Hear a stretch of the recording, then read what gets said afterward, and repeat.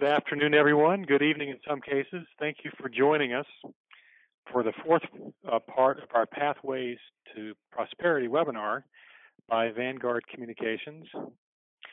Glad to have you with us. And in some cases, I think it may be good morning.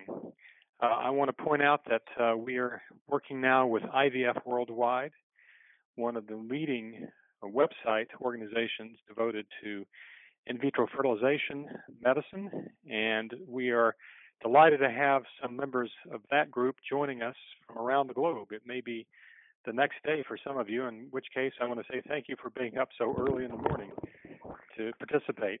Our webinar today is entitled Blogs and Social Media, the Why and How for Doctors, and it will be presented by the very talented Dr. Rink of Chattanooga, Tennessee, here in the United States.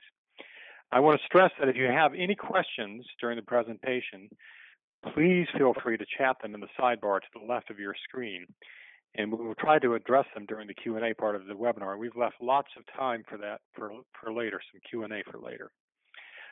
We will also have an ongoing Twitter feed with the hashtag Pathways by Vanguard.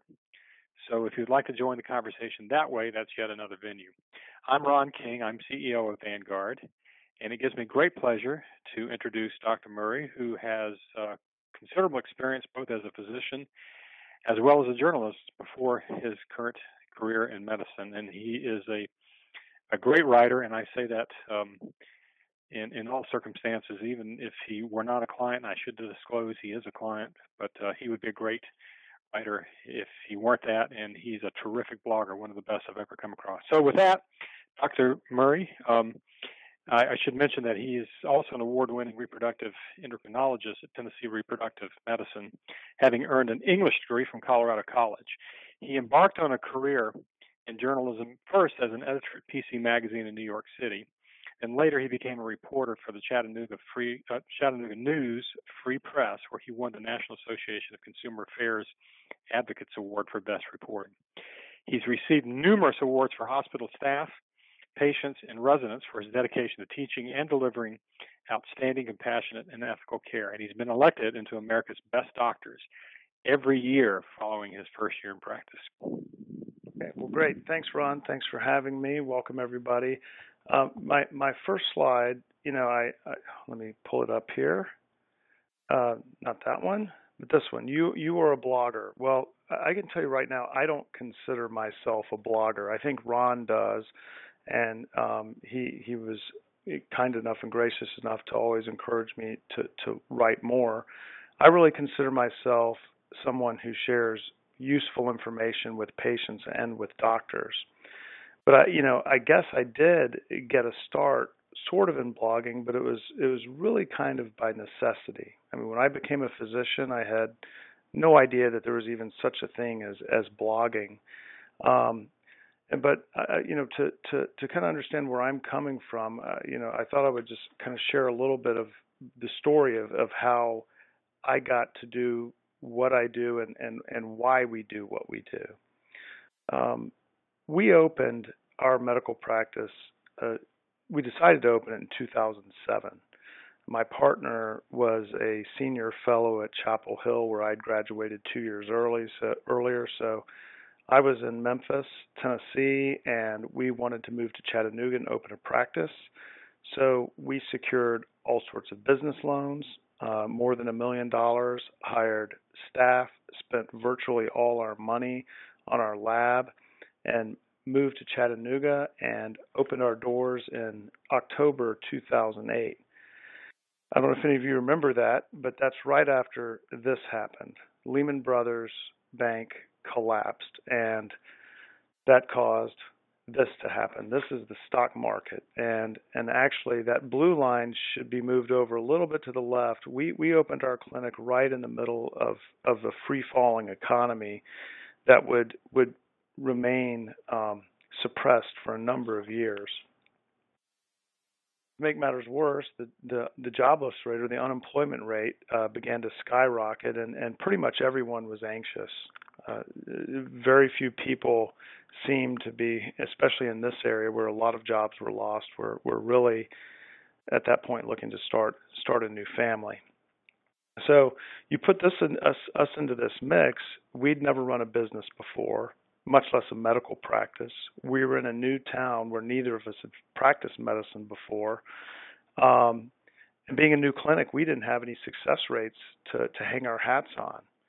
To make matters worse, there was a clinic already in town which had a large referral base, and so we had some hills to climb. Uh, our first this is a typical day in our waiting room when we first opened. Our first day, I think we saw 4 patients, and this waiting room and this experience actually gave me a lot of time to sit down. I had to do something with my time, so blogging was something I did, and again, you'll see in a minute that not all of it is really blogging, but it also is. Um, a few years later, we were actually having a conversation with Ron and the marketing team just a few weeks ago, and Ron was asking us how our practice was going, and this is a direct quote from my partner, and she said, "I'm happy with our current patient load. If we didn't get any bigger, I'd be okay with that." That's a big change because there were 2 years during the first 2 years when I got my Social Security summary, which not all of you, if you're not in the United States, you don't get one of these. It tells you how much you owed. I mean, how much you earned. My first 2 years, I got big goose eggs, $0 earned for 2 years, meaning we were basically paying ourselves out of our loans. But how did we do this? How did we go from a very paltry clinic? Now, some of this was the economy improving, and nothing. I can't give credit to any one thing, but I can tell you the stuff that we wrote and either got into the hands directly of doctors and also put it online. We got into patients. We could see visibly how it was building our practice. And, today, even now, people come to us and say, we looked at a lot of different clinics and we came to you because we read your blog. That happens once a week. Doctors refer to us because some of our blogs directed toward them are very helpful to them in their practice, and they've allowed their medical practices to get better, and in turn, they're very eager to send us patients as well. So a lot of doctors, and not everybody may be in a position where they're having to build a big practice like this. And, of course, I think that anyone who is at this lecture probably is interested in always growing their practice. But there are a lot of objections to medical blogging. And if you ask me, do I want to be a medical blogger, these would be some of mine. Well, not this first one, but a lot of people say, I'm not a writer. Okay. Or I don't have the time. I don't know what to write about. These are all things that my partner has actually said to me at times. It seems too self-promotional. That's something that I would worry about. I don't want to be self-promotional, or no one will read it. Okay. Now, before I talk about how all these are untrue or irrelevant, we should really look at the consequences of not blogging. And if your practice is going well, it still could go better with a little bit of more information coming out from a practice. So if you don't blog, you let somebody else be the expert. Okay. And in 2015, there was a study that showed there were 5 billion medical searches per month. That's 5 billion. Okay. So rather than, or maybe in addition to seeking information from their doctor, patients were relying on Dr. Google. As a matter of fact, only 4% of medical search results were actually physician-generated content. A lot of these things were websites that may have had some other agenda or were very generic. So sometimes that information is accurate, sometimes it is not.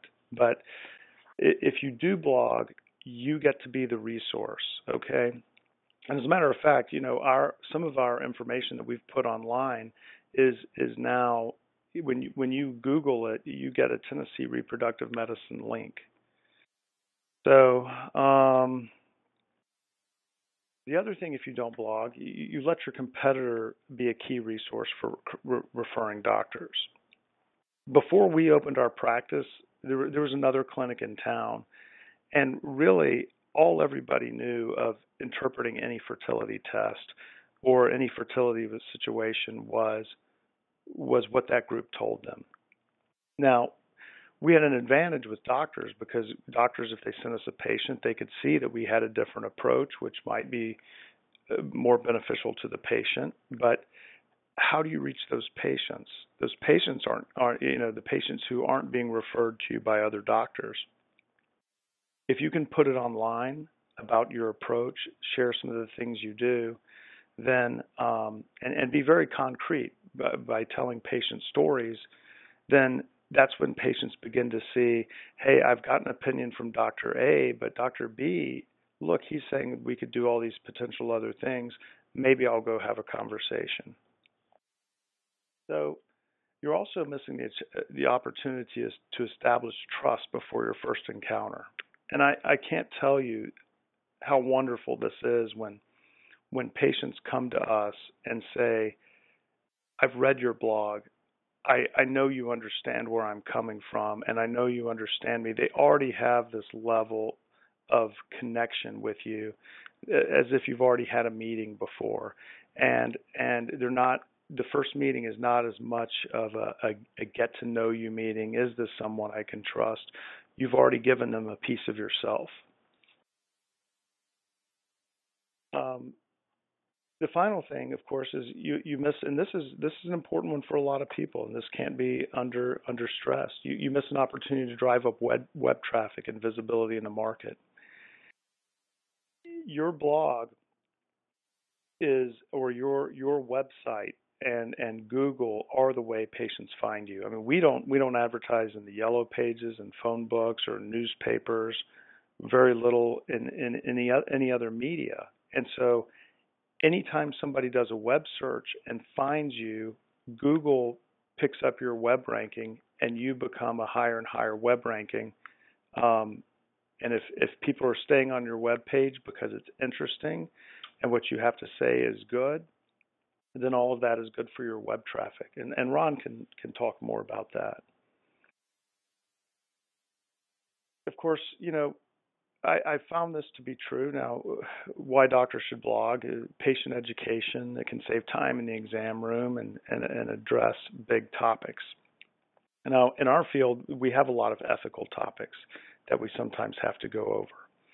And we do take the time in clinic, but a conversation is a lot of times it can be overwhelming for a patient with all the choices they have to make. And if you can direct them to your website afterwards, say, hey, listen, I'd really like you to go read this. We wrote extensively about this. It can really help them when they get home, review the information and understand it. This is I think is a lot better than just simply giving a patient a handout. I mean, ACOG, all these medical organizations develop handouts to give doctors, but I do think there's some benefit for the patient to understand your approach. It's not wrong to give them information from an organization because, that gives validity to what you say. But if you can get them on your website, again, it drives up web traffic, and you can link to these other organizations on your website if you need to. This is sort of the same thing as the last slide, so I'm going to skip that. But one thing personally, what I found is this, blogging really helps clarify my thinking. Okay, if I write about something, I really have to make the hippo dance, and this is one of my favorite expressions from writing. There's a podcast in America called Radio Lab, and they take very complex scientific ideas and make them light and nimble and kind of easy to navigate and understand. And these are things people do all the time in exam rooms. They try to make analogies. But when you sit down to write, it actually forces you to kind of come up with more of these. And it gives you the time to come up with more of these so that when you are in a situation with a patient and you're trying to explain something a little bit more difficult, you've been down this road before in a thoughtful manner when you had quiet time to think about it. So this is something that, emotional benefits for your patient, emotional support for your patients. In the end, this is something that a lot of our patients really get from our blogs. We don't just tell about our personal experience. We will tell about other patients' experience, patients we failed, patients whose decisions we had trouble making. We talk about the nuts and bolts of what it's like to be a doctor. So we write about our struggles. We write about how other people have managed their struggles. And really, this is important to put on your website, I think, because especially in things like cancer or when there are difficult diagnoses being discussed, at the end of the day, what do people really want? They only want a handful of things from their doctors. They want to be treated with competence, and they want compassion. They want results. But deep down, what everybody really wants is to be understood. And if you write about personal things and struggles people have gone through, and you can show through that you understand what it's like to sit in the chair they're sitting in, then this is a great salve to these patients. One of my favorite blogs that I ever wrote was about a patient I failed, and I've written variations of this a couple of times. What did I learn from a bad outcome? And to patients' credit, they appreciate that probably just as much, if not more, sometimes than stories of your successes, because success is easy to deal with, but failure, that's where they really need help. So emotional support from a blog, if you're really honest and have integrity and write it from that perspective, I think that can be great for patients. So, of course, this is something when we were going through, and quite frankly, we needed practice growth, okay? And blogging, in the beginning, I didn't think of it as blogging, and I'll tell you why. When we first opened our practice, we spent a lot of time going to see referring doctors and trying to meet them and tell them who we were. But we also gave them a lot. We gave them clinical pearls. We would write these 1 to 2 page summaries of pitfalls in day 3 FSH testing, or what does progesterone really mean, or how to interpret this test. And they took some things that had some subtlety and things that people were often misinterpreting, and put it in their hands, and we gave them a piece of us and a piece of what we do. We also gave them algorithms, things that they could do, things that we do. Okay, and I remember one doctor saying, you shouldn't do this. You're just going to give away your business. But the truth of the matter is, that didn't happen. These doctors who we gave all this information to actually started referring us lots of patients. Not only did they understand now what we were doing and why we were doing it because we gave them this testing, not only did we give them tools to better understand and how to educate their patients and make them better doctors in our field, but they also knew kind of what we would be doing. And at the end of the day, OBGYNs did not want to be doing infertility, not most of them anyway. And there's a guy named Robert Cialdini. He wrote a book called The Power of Persuasion, and he's one of the nation's leading researchers in why people do what they do. It turns out if you give something to somebody else without expecting anything in return and without asking for it, they are far more likely to do something in return for you.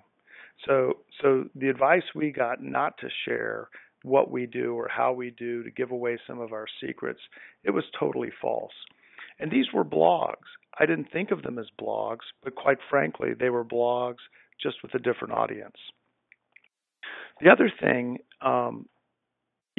the benefits is you reach patients. I'll get to this in a little bit, but if you may have the greatest analogies, you may have the greatest stories to tell, and you could tell them to one patient at a time. But you could also tell those to many patients at a time and have a far greater reach, which will only bring people to your practice. So visibility on Facebook and Twitter, and that's something that Ron has actually really helped us with. He's helped get our blogs into the hands of people who otherwise would not have seen them. But how do you do this? How do you blog? Well, you've got to pick topics. You've got to find the time. Writing style does matter probably. There's some technology needed, and then you have to ask, do you allow readers to comment or not? And then, of course, this last one's a little bit nebulous, but it's finding your voice, finding, like, who are you as a writer physician? You are already a medical blogger. Like I said, you do this in the exam room. You do this all the time. When referring physicians call you, you explain things all the time. Every single one of those could be a topic for a blog. A blog does not have to be long, but you already do this on a daily basis. The difference between writing a blog and what you do there is you put it on paper or you put it on the internet, and it allows everybody to see it. Now, I have a lot of times when, I have nothing interesting to write about, and like Ron will say, do you have a blog topic? And I say, there is nothing out there that is interesting. Well, you can co-opt other things that are interesting to other people, okay? And for example, this is Downton Abbey on the left. One of our most popular blogs really doesn't have anything to do with infertility. I mean, we have a little bit of infertility in this blog, but I watched Downton Abbey, and I wrote a blog about the medicine of Downton Abbey and how accurate is it and what are they really doing, and some of it was speculation, but it was a lot of fun, and we got a lot of people to comment on it, and it very much engaged people all across the globe. Now, that's not driving necessarily local patients to our practice, but it is driving our web visibility up because we get people. I've had people from far corners call me or email me to debate, a topic here and there, saying my interpretation was wrong or how much they loved it. So I've even quoted Caddyshack, so you can use little things and just you talk about Caddyshack. What does it have to do with infertility? Not very much, but there are little nuggets and things that you can use in these, just in movies if you want to make quotes just as a springboard. I often did that writing about computers. Computers are extremely boring to write about, and so you had to find interesting or ways to make it interesting. And of course, anytime there's a news story about like Angelina Jolie and the BRCA or one of the Kardashians struggling with infertility, that's a great opportunity to write something. So great topics, common questions from patients. Okay. This is especially true for me. If it's not something I know a lot about, I will research it and write a blog on it. And it's good for me and it's good for the patients. Quite frankly, I get patients coming in here and asking me about all sorts of herbal supplements, and that's something I'm working on. They want to know how to get more DHA in their diet because they know eating fish is good, but they don't like fish. So we're currently working on a blog right now of like great sardine recipes, I'm trying to get several chefs around town to help with recipes. Common misconceptions are a great one. In REI, our patients are searching for answers. They are out there, they are on the internet, and they are searching for answers. They will find you, Okay, so if you think nobody's going to read your blog, if you're in my field, they're looking for these answers. Okay, you can save. This is where you can save a lot of time in exam rooms if you are addressing these misconceptions. Common dilemmas for patients. What kind of surgery should I get? What kind of surgical approach? How many embryos should I put back into a uterus? These are a lot of times the same dilemmas for a doctor, and patients do appreciate understanding how doctors think, and the kinds of things we weigh and the uncertainty we have. I think they appreciate it. They like it to see us as human. And of course, anything new or any news pertaining to the field is good. We found one of our more popular things, and it's hard for me to know exactly how much traffic this gets us in terms of business, but we have sort of a very self-serving, but we think a very patient-serving quiz. The quiz is, do you need to see a fertility doctor? And we have given different things scores like age, different medical conditions, length of infertility, and if your score tallies up,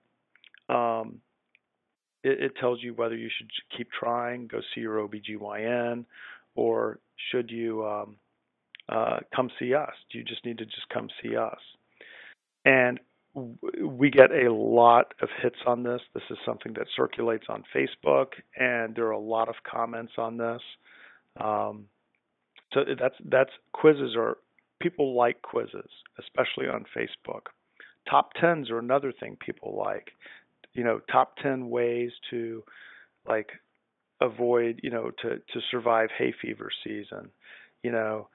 Top 10 best, top worst. What are the worst things you can say to an infertility patient? Patients love these. Now, how-to things, those can be doctor directed. So like the clinical pearls, how do we do this? Or how do you interpret a test? Or patients, how do you get the right nutrients? And how do you interpret an ovulation predictor kit? And these things are all confusing to patients. And every patient, every field has issues like this. And of course, algorithms, those are very handy for doctors, and they love those. And every Christmas, we actually do what's called a placard. I'm sorry, not every Christmas. Every spring on Fertility Week, we do a placard with fertility pearls that we send out to doctors. And that's sort of a blog, but it puts it in their hand, and it's something they can keep on their desk. And it has our logo on it. So mechanics of writing, this is one of those that's, this is a very personal thing. Everybody's written a term paper where they say what you're going to say, then say it, and then tell everybody what you just said. And that's good. That will work. There are a lot of great writers who do that. But what you're really looking for is maximizing the chance that people will read what you write. And one great way to do that is to actually be a little bit of a bad cop, or have a little bit of a teaser here and there, okay? Dr. Scotchy stole one of my lines for a blog she wrote. So the first act of motherhood. And the natural question is, well, what is the first act of motherhood? Right there, right away, with a good title, you can get people to say, well, I want to know what that is. I want to read it, okay? The other things that are important, the first act of motherhood is selecting the right number of embryos, in case anybody wants to know. Like choosing to put one embryo is often a very good act of motherhood. Okay. But anyway, small words and short sentences. Nobody likes long, rambling sentences. Maybe I'm long and rambling right now, I don't know. But nobody... In writing, when I was a newspaper reporter, I couldn't tell if I was being complimented or insulted. I was standing at the city desk, and the publisher's wife walked in and was introduced to me, and she said, "Rink Murray, you're my favorite reporter. You use small words and short sentences." And it's true. The easier you make it to read, the easier you make it to understand.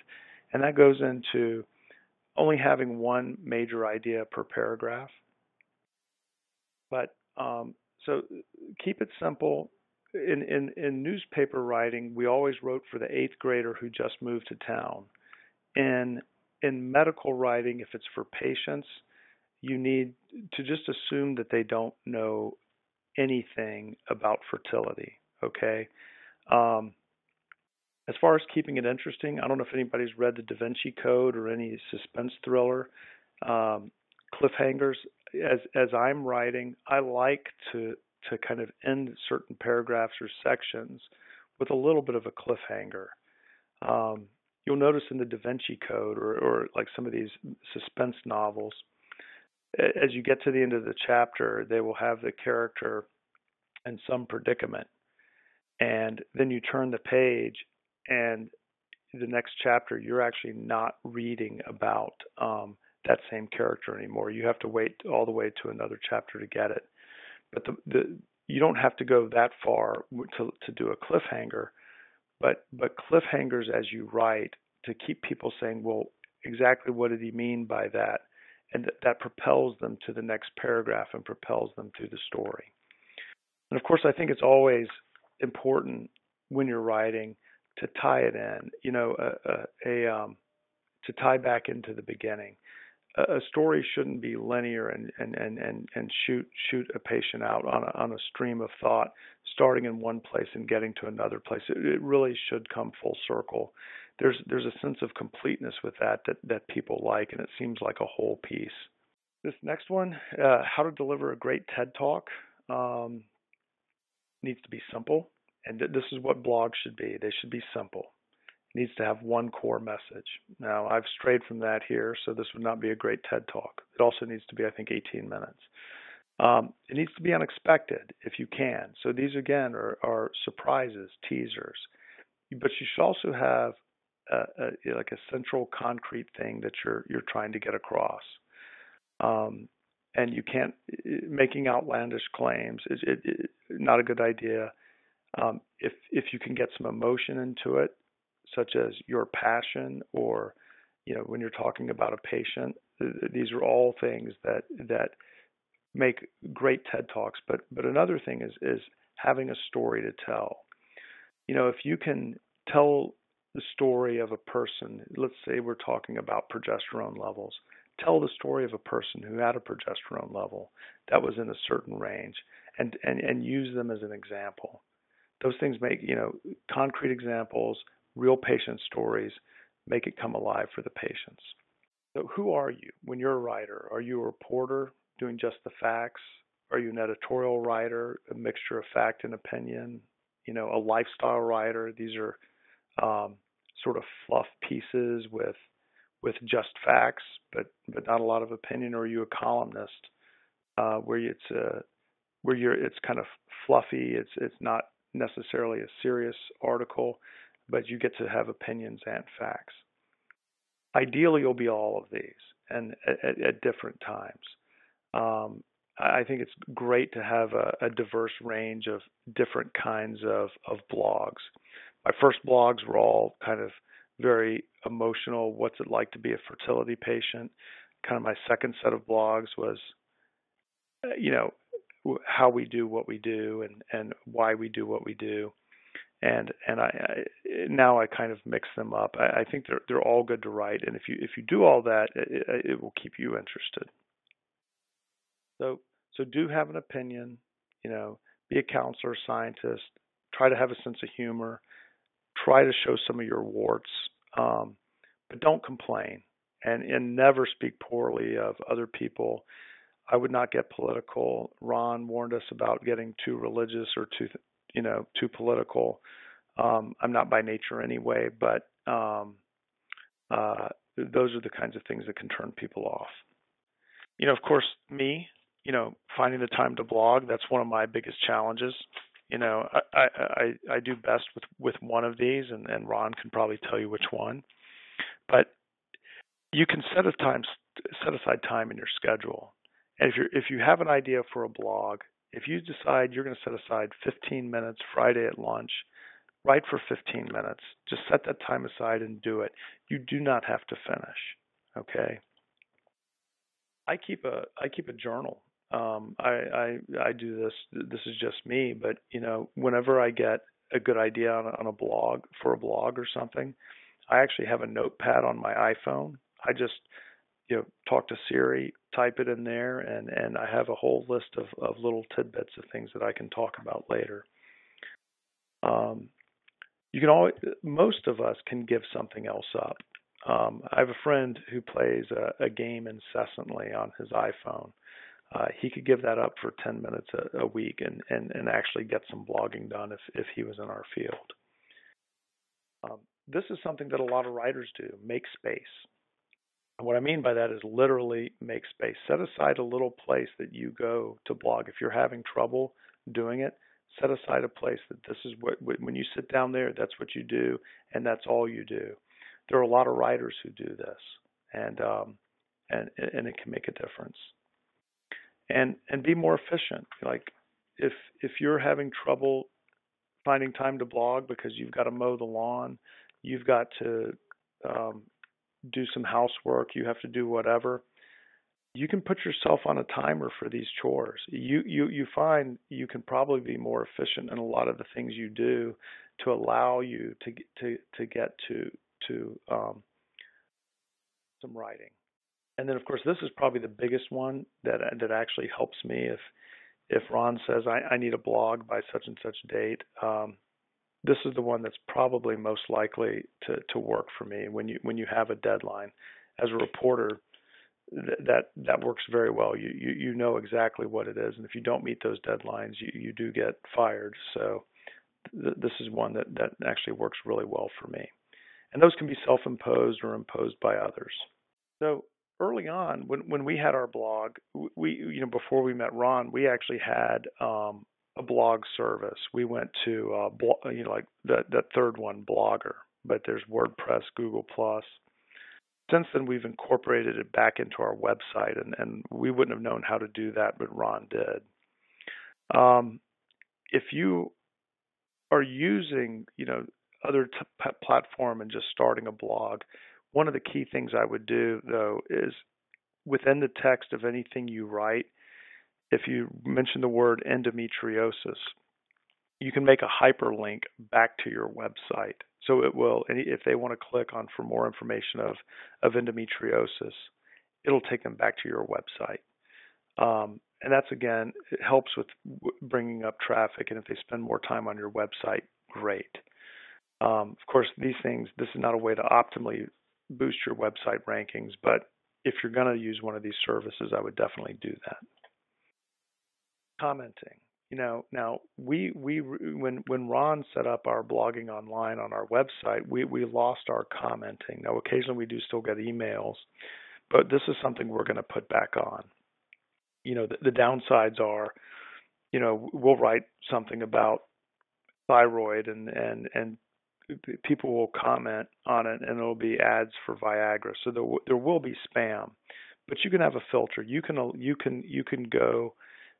You can set it up so that you have to approve everything that is published. And of course, this helps generate a little bit of interest in the blog. It can get debate started. And it can also give you valuable feedback. Like our fertility quiz, quite frankly, when we put it online, when people started taking it, we think it was too restrictive. The patients were commenting to us or sending us emails or putting on Facebook, this is too, it's telling me to go that I need a reproductive endocrinologist. And we looked at it and we said, you know what, the scores are coming up wrong. We really need to tinker with it. So it does give you good feedback, so you can manage that as well. So one of the things too on the bottom here with the benefits is it allows you to seem more human.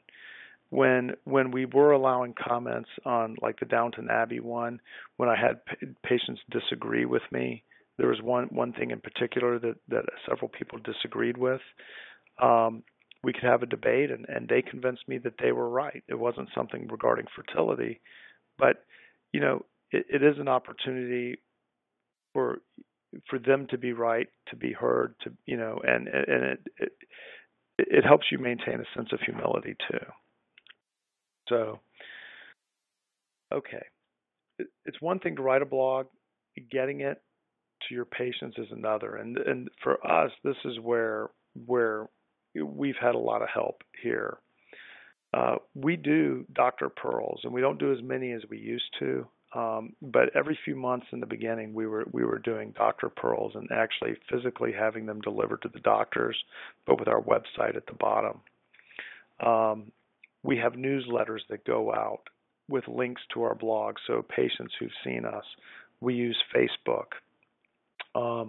When patients or doctors call us with a question, if we have a good clinical pearl, we'll direct them to our website. I always want people going back to our website if they can, because anything they can do that only improves our web ranking, and local patients can find us that way. And of course, Facebook and Twitter, Vanguard handles that for us, but we definitely get a lot of engagement that way as well, and it drives a lot of traffic to us. So this is sort of a summary, Objections to Medical Blogging. Not a writer? Well, you are. I mean, you explain these things every day, and you probably do a great job in the clinic, and it's just a matter of putting them on paper and sharing them. And most of us really do have the time if we make it. And if you don't know what to write about, I mean, it's sort of like, who are the innovators? Who are people who are entrepreneurs? They find something that bothers them. Hey, I don't like this. I wish there was a gadget. Hey, wait a minute. I could make a gadget that will make my life easier. So anything that bothers you or bothers a patient is an opportunity for something to write about. If it seems too self-promotional, I'll tell you what, I really believe that we provide excellent medicine. I believe that we really listen to patients. I believe that we really care about them. And if I am promoting us as a clinic, I really believe we're getting patients to a very good place and probably the best place they could be. So is that self-serving? Maybe that's egotistical. I don't know, but I think it's the right thing to do to get them in our doors. And no one will read it. These patients are hungry.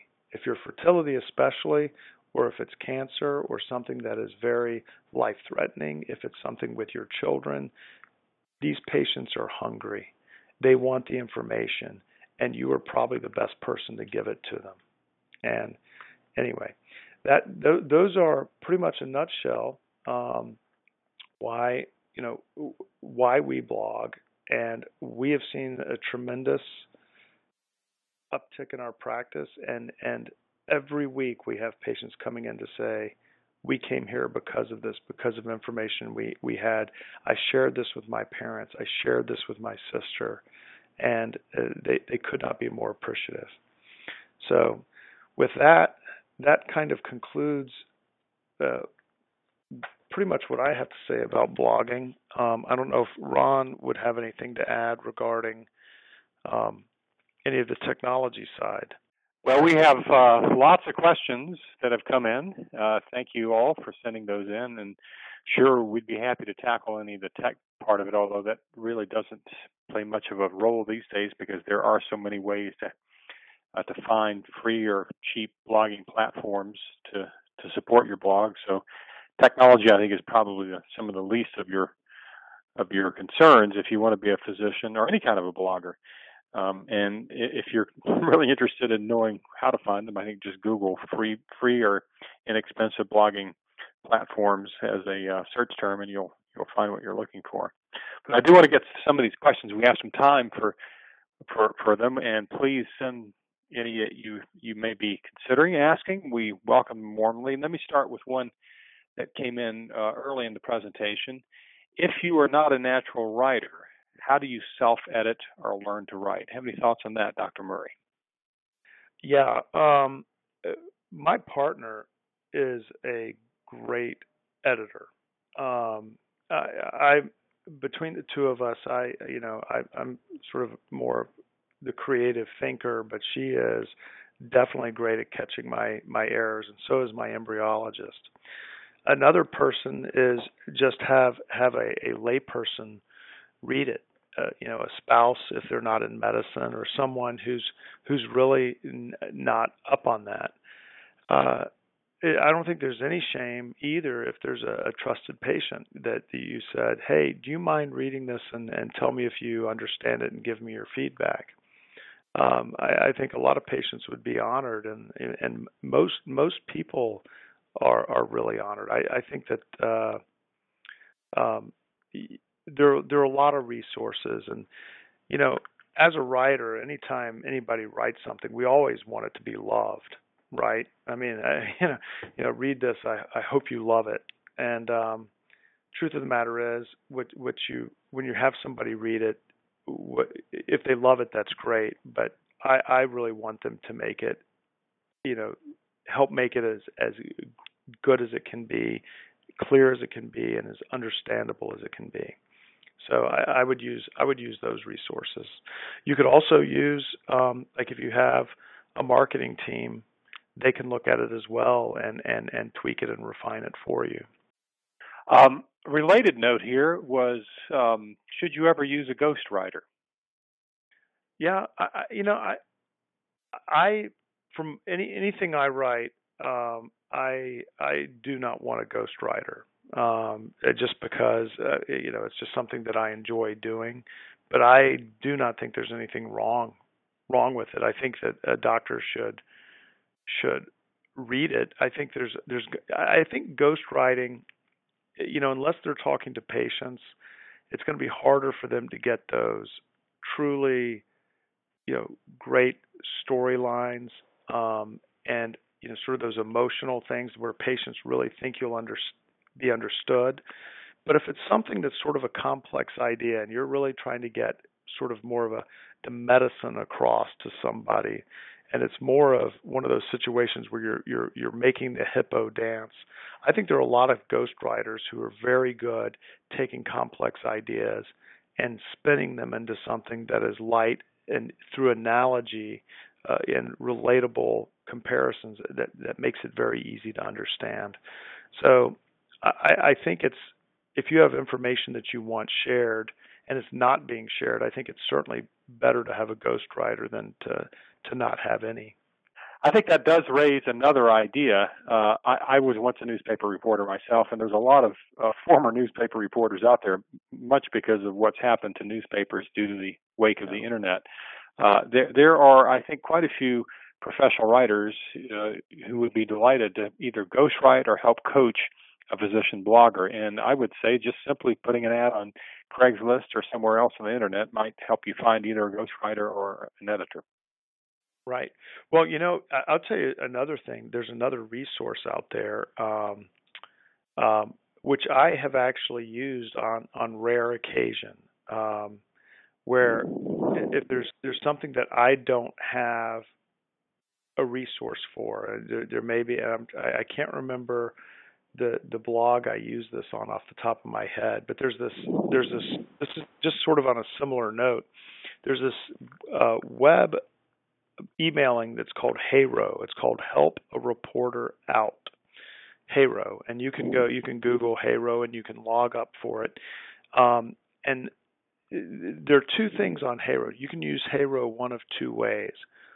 Way number one is a lot of times people are asking, writers for TV stations or magazines are actually asking questions of physicians, and you can see if there's anything that pertains to your field, and you can answer questions, and a lot of times they will be giving you a call to get information from you.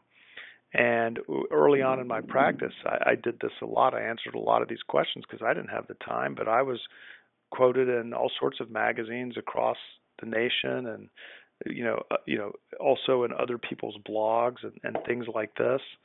And that's one thing. But I've actually asked questions on there on occasion to see what kind of experiences different people had, and it's a great way to to interact with other writers too. Anyway, that's kind of a side thing, but it's not exactly what Ron was talking about. But when he said that, it just occurred to me that this is a really wonderful little resource that it can help expand your visibility as well. I have several ideas and suggestions, and also a couple of questions from Dr. Neil Baum, who's a urologist in New Orleans, and by the way, was our presenter in their last webinar, and will be presenting again soon. Dr. Baum says that he uses a professor of English at a local university to help him edit his material. He says it's very inexpensive. He also has some good ideas for both finding the time and ideas for blogging. Last night, for example, the presidential debates, the subject of vaccines and autism was broached, and that's a blog for Dr. Baum, who's going to be blogging about that soon, a blog topic. As he knows, it's of wide interest to patients and their children. Yeah.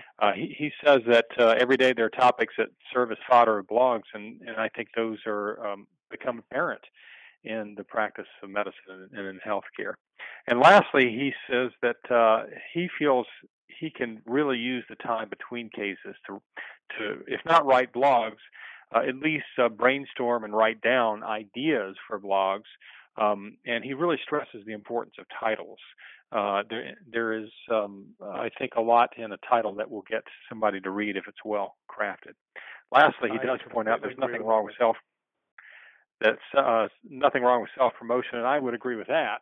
I don't think it's self-promotion if it's serving an informational need of patients. Do you have any comments on any of those things, Dr. Murray? No, I think those are lovely and all great. And I mean, I don't even think you always have to write about something that's necessarily in your field if it is of great interest to a lot of people. Like if it's the Kardashians, people will read about the Kardashians, and if that is driving up your web visibility, and you actually have something legitimate to say, why not write about something that's been going on with them? The vaccine thing is another great thing. Even if that one was not in my field, because I'm going to have patients with children, and some of them may have these thoughts, this is a fantastic thing to write about. I mean, I could probably write about life insurance, the importance of life insurance after you have a child. It would be, these are, but I think that, I think his suggestions are great. An English professor, yeah, I have a buddy who is a former poet, and I've gotten him to read some stuff on occasion. I think those are all great points. I have a couple of related questions. One is, once you've written a blog, how do you get the word out? And another is, how does blogging tie into Facebook and Twitter and other social media? And I'd like to tie those together for a brief stab at an answer myself, and then let Dr. Murray expound on it. Basically, social media, particularly Facebook and Twitter, are echo chambers, and they are the places to promote much of your content that's too long in many cases to put on Facebook and certainly Twitter at 140 characters limit. So anytime you've written a blog, promoting them with links back to your blog on those social media sites should be really part of the routine. I think that's one of the best ways to get the word out. The other way to promote a blog, obviously, is as Dr. Baum has pointed out, blog about popular topics. The story of vaccines and autism is something people are already out there looking for. So if you have an article on that on the internet, chances are it's going to be found. Not too long ago, I personally wrote a blog about the dentist who shot the lion in Africa, and we've had quite a few visits to that page, again, because people are looking for that kind of information and are interested in that topic. Further comments on that approach, Dr. Murray? No, I definitely think that a lot of the things that we have written on, Angelina Jolie, Kardashians, things that are topical to the news, like when Prince got married to Kate Middleton. We wrote about them. I mean, those are definitely things that people are, with a 24-hour news cycle, are hungry to read. A lot of times, things that are timely like that, though, don't have the sustained draw. They're great. They get you a big boost, but they don't have the sustained draw. One of the things before we moved our blog to our website, we could see how many people logged on our blog. Far and away our most popular blog, and I don't know if this is because nobody else had written anything like this, or if doctors were searching for it, or if patients were searching for it. We had no idea who was looking at it, but it was 10 times more popular than any other blog we had. Was some new guidelines came out in 2010 about how, what the new parameters for what a normal semen analysis was. They changed almost all the numbers. And we wrote a blog about that. So what do you do with these new numbers? How do you interpret it? What does all of it mean? And again, this is something that patients probably getting semen analysis are searching for. And there was nothing else out on the internet how to really interpret a semen analysis. So for staying power with a blog, the super timely things like Walter Palmer, people aren't really Googling Walter Palmer anymore, but they are still Googling on how to interpret a semen analysis. What does my semen analysis mean, or what does my progesterone mean?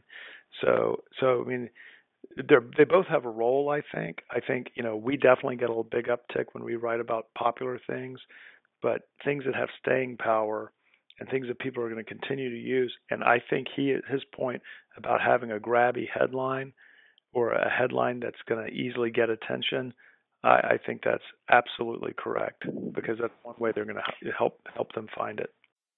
Okay, we have a couple more minutes and time for maybe one more question. I'm going to get there. Gosh, there's so many good ones here.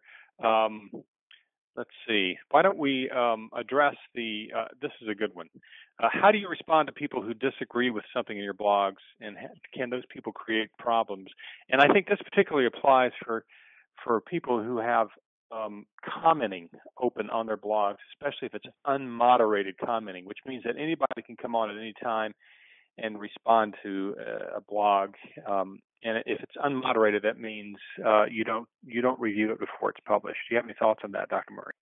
Well, yeah. I mean, we've on occasion you'll get burned a little bit. I mean, we had a lady one time who I saw. I mean, I don't know if I've ever actually said to her what.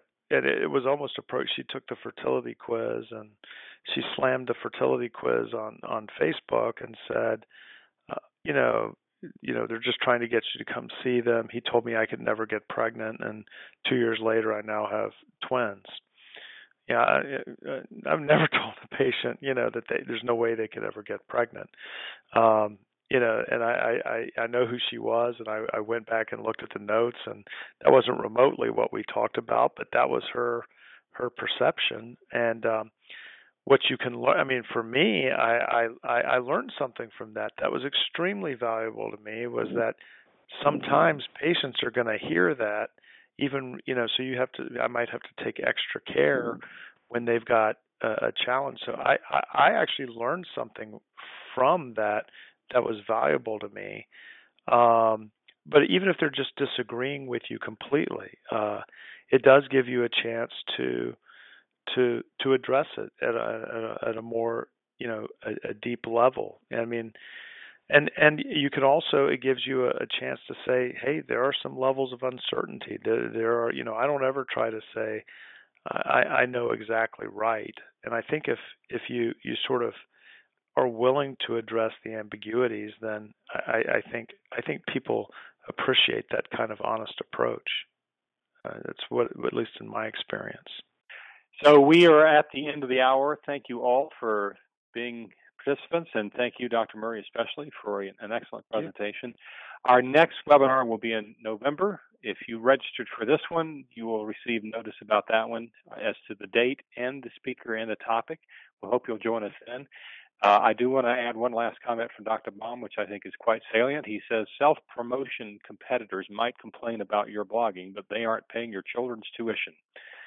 Blogging is ethical and a way to promote your practice ethically. Right on, WRITE. Hold your head high. And by the way, he asked for the author of The Power of Persuasion. I believe it's Robert Levine. Is that right? No, Robert Cialdini. I think he's okay. I think he's at Harvard. Robert Cialdini. Great stuff. With that, we will sign off. Thank you again. Please stay tuned for an announcement about our next webinar in the Pathways to Prosperity webinar series. Thank you, everybody.